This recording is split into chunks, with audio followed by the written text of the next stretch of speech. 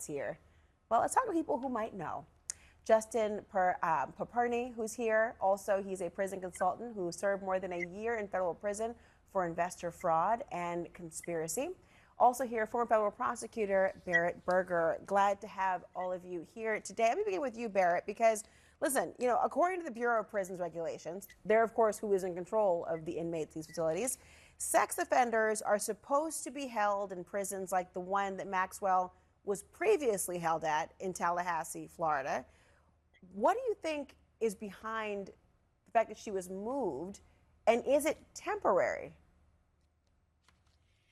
I think the short answer is we need more information. So Bureau of Prisons moves can happen for a number of reasons. They can happen because somebody is sick and they need to be at a facility that can better, accommodate their needs. You can be moved because there's a security threat against you.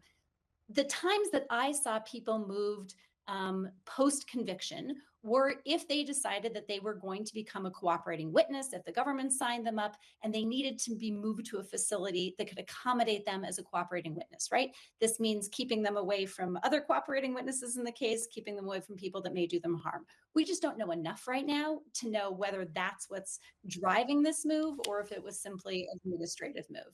And I should mention, she's been pursuing changes in prison conditions for quite some time because she said for years and cited safety concerns. Who knows if that's the case here or whether that was a motivating factor. But Justin, this prison camp is minimal security. Really minimal fencing. It also sits kind of right in the middle of a residential area. People have described it as cushy, and the word camp is also in there. Can you compare her living conditions at this new place with which she had previously been and describe that new reality? What's it like in a place like that?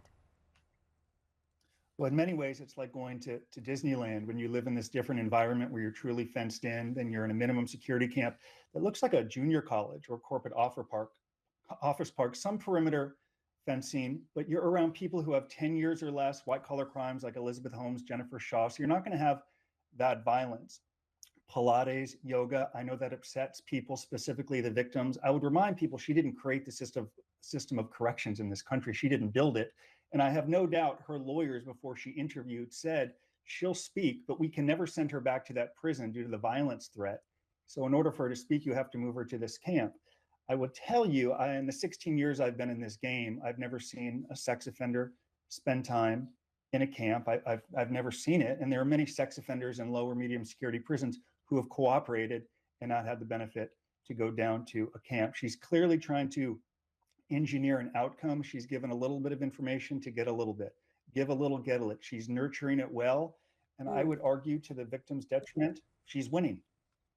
On that point, does somebody have more contact with the outside world in a place like this? Is there more, if she has visitors, are they able to come? Are there other benefits that being in a lower security or in a prison camp would yield for somebody who is, as Barrett talked about, trying to cooperate, if that's the case? Well, many sex offenders in prison will not have access to email. And I presume in the minimum security camp, she does. She'll be able to visit. It kind of looks like an airport where you have some privacy around people that you do not know. She'll be able to visit. There's email, there's phone, but it's a fundamentally different environment. There won't be the controlled movement. There are 4 dorms. She can go to the dorm, to recreation, to the library, to a Pilates class. It is a much more comfortable environment with very little violence. The highest value in these minimum security camps, I know because I was there, is boredom. And I presume working on her case, trying to execute a strategy to get clemency or a pardon, she's going to be very, very busy. It's a much easier environment compared to where she's been in detention and at the low security prison. Barrett, bring us the perspective of a prosecutor. Why would you want to do this if you are a prosecutor looking at her case or revisiting something surrounding her case? What benefit would this be? Would it make her more inclined to be forthcoming? Do they really have that level of leverage with somebody who's a current inmate? So I'll just say this, as a prosecutor, we never used a prison move as a reward. This wasn't an incentive for people to cooperate. It wasn't like, okay, now you get to go to someplace cushy. It was not part of their deal. The reason you would move them is if it was a security threat, if there was some way that their current facility couldn't accommodate their cooperation, right? If there was people from the same gang that were housed in the same unit as you, you couldn't have a cooperator in that unit. You would have to move them. Those were the only reasons why people were moved for cooperation, or to make it easier for them to meet with their lawyer or to meet with the government. So in that sense, perhaps it's a temporary move while she's meeting with the government if she is continuing to have those meetings. But I can certainly say, at least during the time when I was at the Department of Justice, it was not a reward. Well, it was certainly easy for Todd Blanche to at least meet with her the first time. We'll see whether that's one of the motivations or not. A lot of unanswered questions. Justin Paperny, Barrett Berger, thank you both.